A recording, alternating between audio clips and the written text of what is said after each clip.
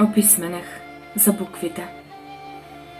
Порано словените немаа книги, но со црти и резки читаа и катаа бидејќи беа јазичници.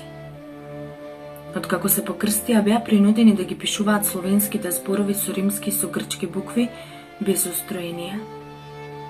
Но како може да се пишува добро со грчки букви Бог, или живот, или многу, или црква, или очекување, или ширина, или отров, или каде, или младост, или јазик и други слични на нив.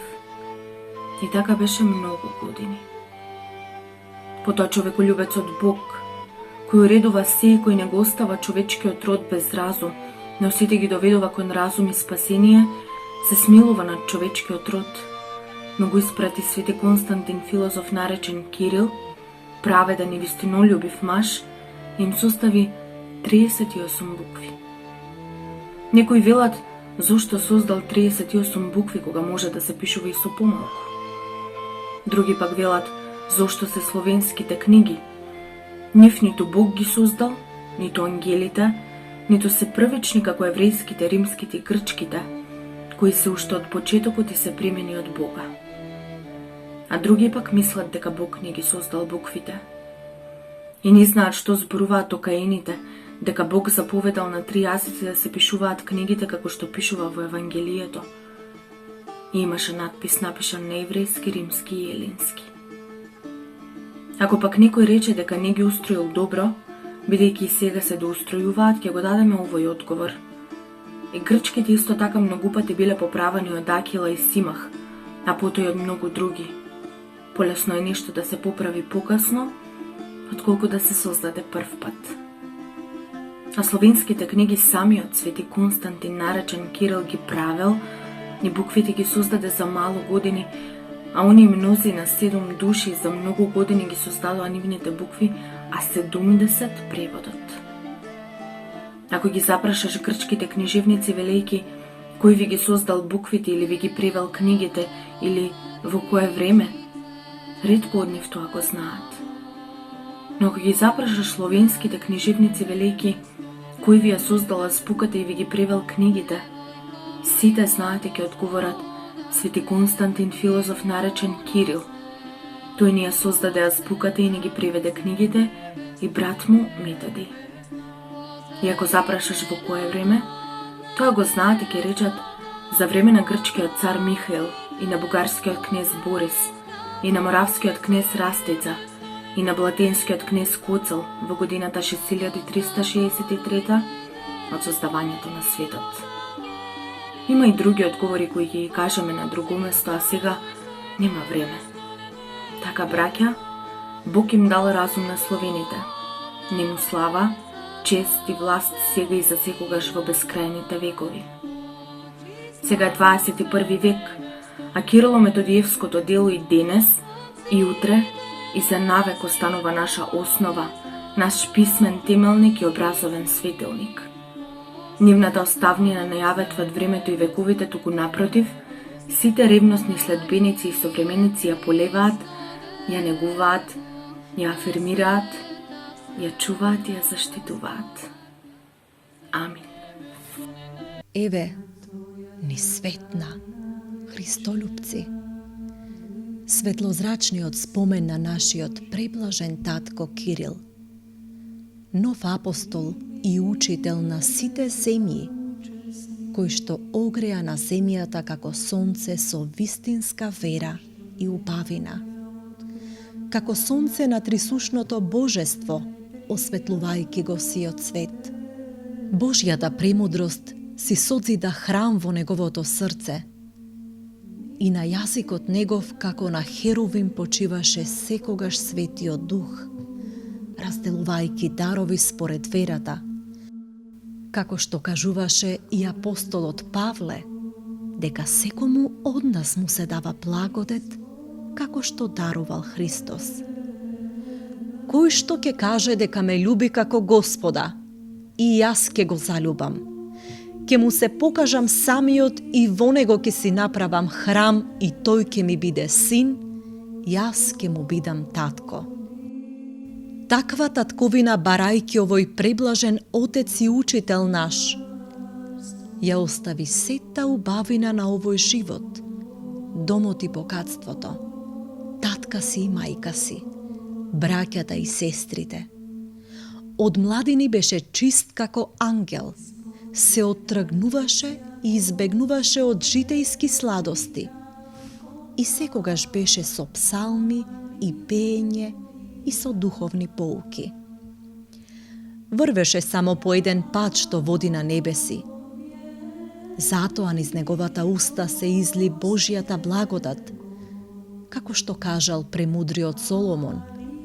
Во устата на премудриот влегува вдахновение, тој носи закон и милост на јазикот, со него ги врзува злословните усти на еретиците.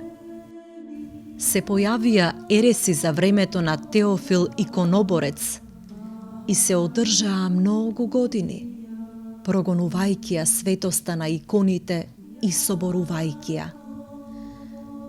А при благоверниот цар Михаил направија правоверен собор управуван против еретиците и сета нивна злоба ја изгореа со духовна сила.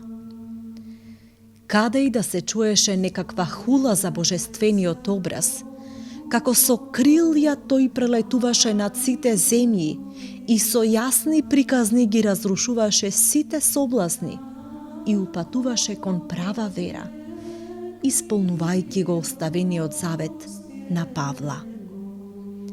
Ги прелета како орел сите страни од исток до запад и од север до југ, меѓу хазарите и сарацените, и заради светата вера се најде и на соборите.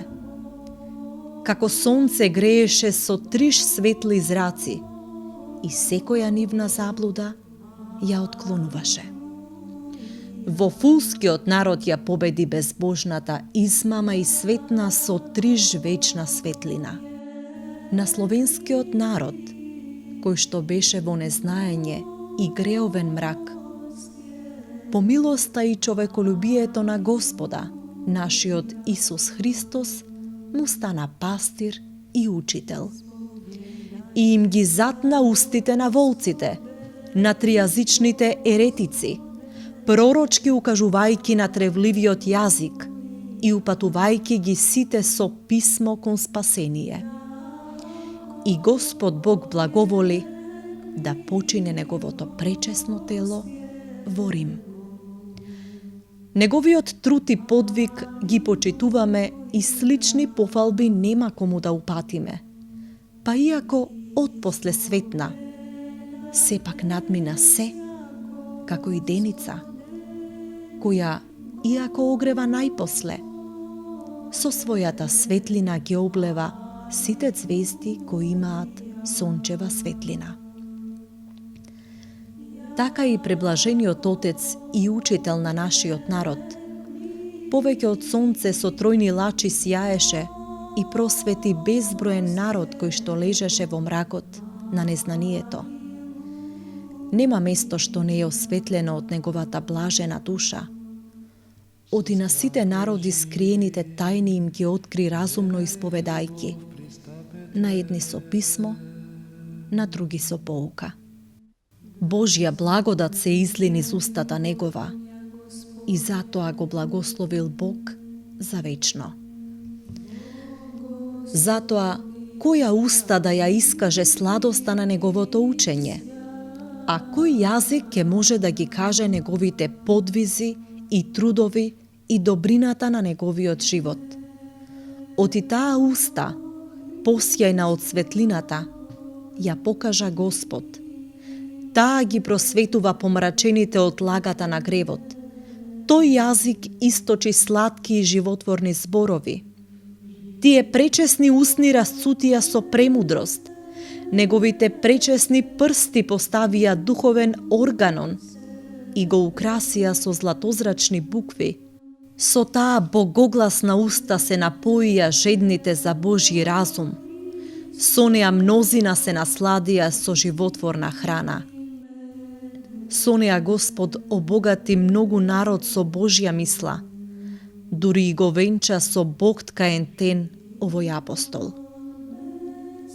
И од неговата уста потече изворот на животворни зборови, исполнувајќи ја нашата суша пресушена и преку неа се покажа многухулен еретички јазик. Оти таа чесна уста се покажа како серафим кој што го прославува Бога.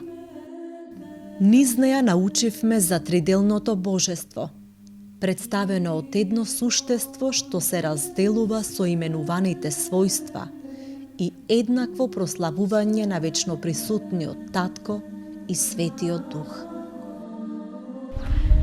Затоа да биде блажена твојата уста, о блажени оче Кириле. Од неа на мојата уста се источи духовна сладост. Блажен го нарекувам твојот многугласен јазик, од кој му огреа на мојот народ светлина на триж вечниот Бог. Блажени да се твоите златозрачни очи, кои го одзедоа неразумното слепило од моите очи и ми огреа богоразумна светлина. Блажени да се твоите свети нозе, со кои го обиколи како сонце сиот свет, проповедајки вдахновена наука. Блажени да се твоите златозрачни стапки со кои ги упати нашите заблудени нозе на прав пат. Блажена да е твојата пресвета душа што ја излекува мојава душа од струпјето на гревот и всади разум во нашите срца со духовни спорови. Да се создаде дело кое што и по 12 века е масовно ползувано и чувано, е многу повеќе од капитално и севременско творештво. Нашето заедничко целокупно работење, колку и да е обемно, премало е во однос на она што свети Кирил и Методи го создадоа и во трајно наследство ни го оставија. Нека се вечни делото, споменот и заветот на македонските и сесловенските просветители. Нека е честит 24 мај, празникот на светите Кирил и Методи, творци на азбуката, основоположници на словенската писменост. Свети Кирил и свети Методи, молете се за нас, преподобни учители, што ги продолжуваме вашите преславни дела во славата на Пресвета Троица, Таткото и Синот и Пресветиот Дух, сега и секогаш и во сите векови. Амин.